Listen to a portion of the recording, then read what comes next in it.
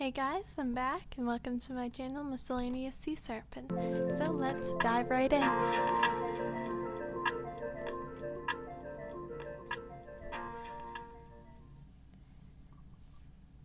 Okay, so today I have yet another sketchbox for you guys to show you. So this is the September SketchBox.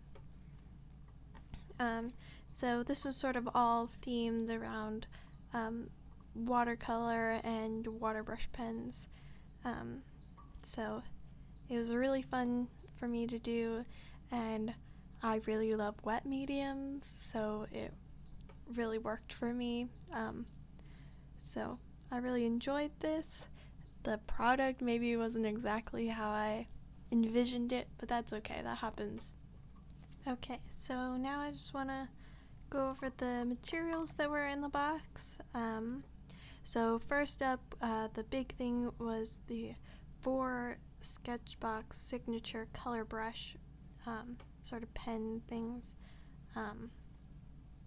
So these were basically sort of water brush pens, but instead of water they had a water-based pigment ink in their in the barrels of them that you could just squeeze it and the color would come out. So it was like sort of a water-based ink pen. It's pretty self-explanatory, but because it was water, they were really versatile and could be used in a lot of different ways. You could just apply it right down on the page, or you could also like squeeze a little bit of it out, dilute it with water, mix it with other colors, and then use it so that you could get a little bit more variation and depth into the art piece, which is really handy. Although I did find the ink in these things really challenging. Like I didn't really understand how they were going to react with the page or with each other. Even after doing some experiments on a separate piece of paper beforehand, they just reacted kind of differently than I would have expected. So at some points, like I would have 2 parts mixed on the paper, and I was like trying to get a certain effect, and that just didn't happen, or they like totally didn't layer like I was trying to get them to, and it was all this stuff. So those were challenging, but I really did enjoy them. Other than that, I really liked the brush pens themselves were nice. Sometimes they didn't, like when I squeezed it, it didn't put out like a regular amount of the ink that I would expect, but other than that they were really nice. I liked the brushes, were easy to control, and so they were nice there. I also liked the colors. They weren't the regular red, blue, yellow that your primaries and then a black. They actually were black, red, blue, and purple, which was really limiting in color palette, and really had me stumped for a while of how I was going to incorporate all those together in one painting. How are these colors going to go together when they're so intense by themselves? How am I going to make that work? So again, it was a fun challenge there.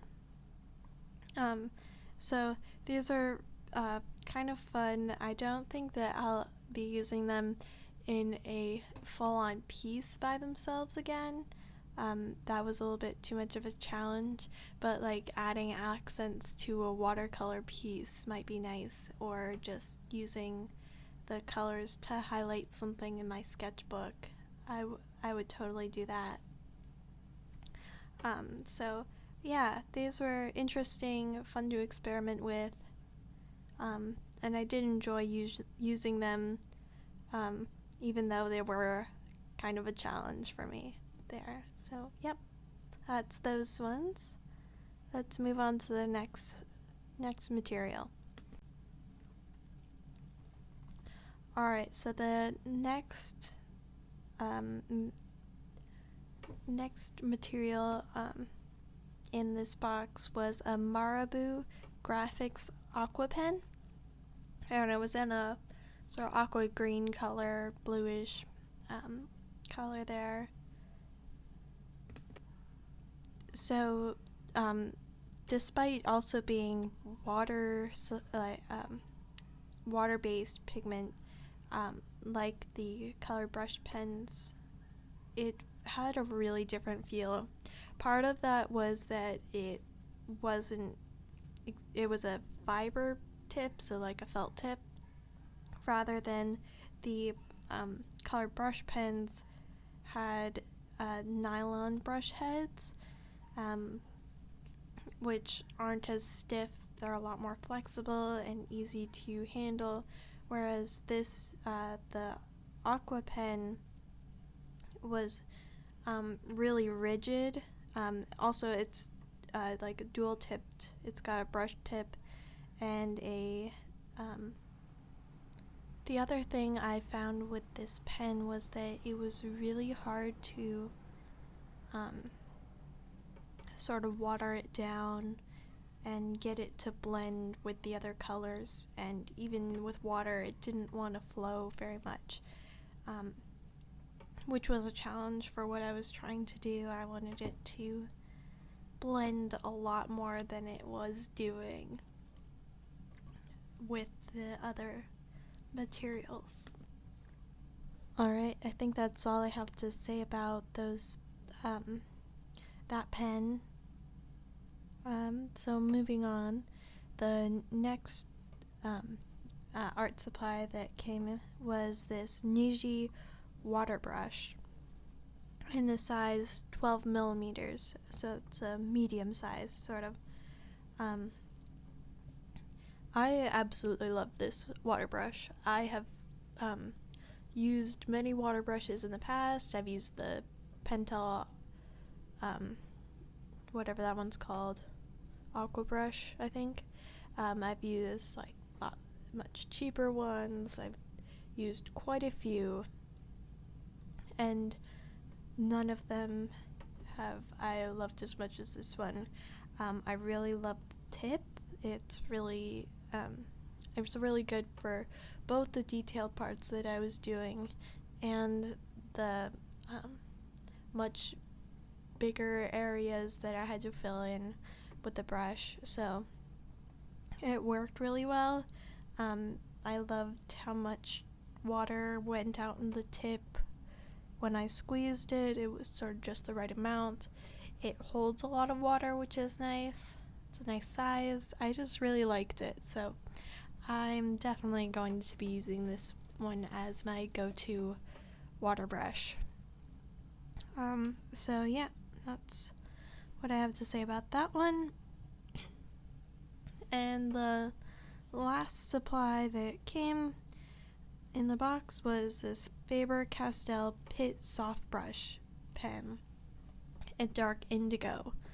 The idea of a dark indigo brush pen is one that I really like. Like having other colors for doing my line work. It makes it really interesting. It's not quite as harsh as black is, which is really useful in toning down different parts of the piece. But it didn't quite work in this context. It wasn't quite dark enough to keep up with the intensity of the other materials. They just sort of steamrollered it. They totally covered it up, so I had to be really careful if I wanted it to show through. I had to be very strategic, let's say, about how I was using it, so it didn't get lost in the depths of the piece.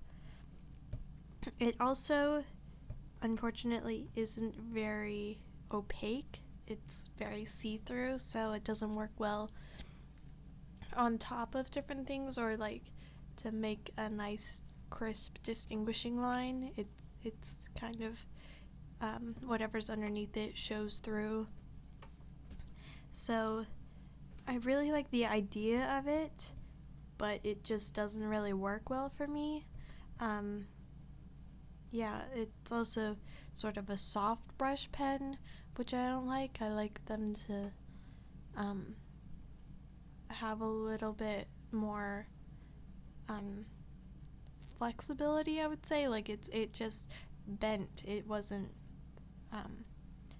bendable exactly. Like I want it to be springy. Let's say that. Well, I want it to spring back in place once I take the tip off the paper, and this didn't do that. It wasn't that structured. So that wasn't my favorite piece. Overall, I really liked the Niji waterbrush. I really love that. And then the SketchBox Signature color brushes were also really fun to play with if, I wasn't going to be doing an entire piece just with them. They were really enjoyable to use by themselves.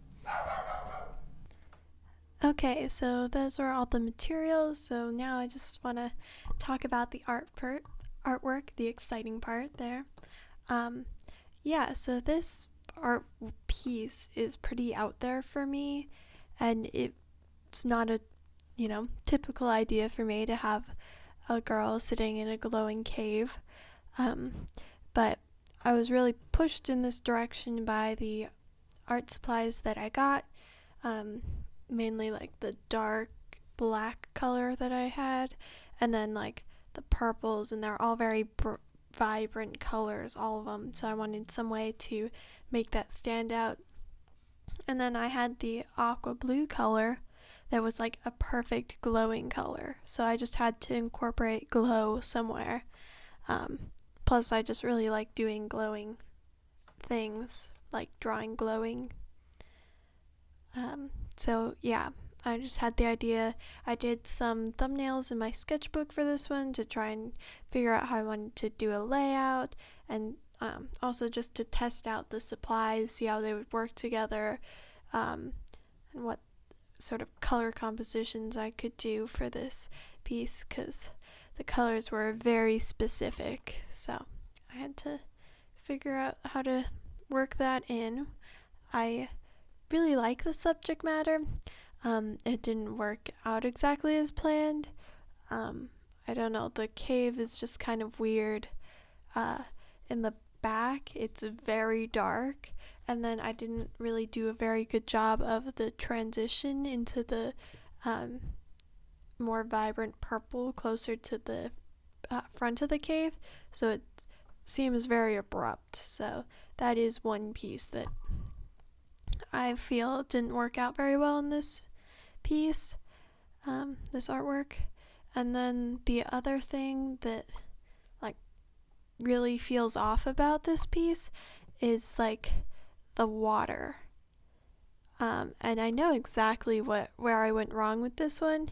It doesn't feel dark enough. So she put her foot in, and like at that place it's like transferring glowing, I don't know, some substance into the water that's like spreading out this glow, but somehow the water is all the same amount of brightness. But if the light source is at her, where she is, then closer to us the water would be darker, closer to the front of the cave. And yeah, that just didn't cross my mind when I was doing the piece. So yeah, that's a little mistake, maybe a big mistake. The water's a big part of the piece. But yeah, if I were to do this again, I would definitely pay more attention to how I'm doing the lighting. But I did do the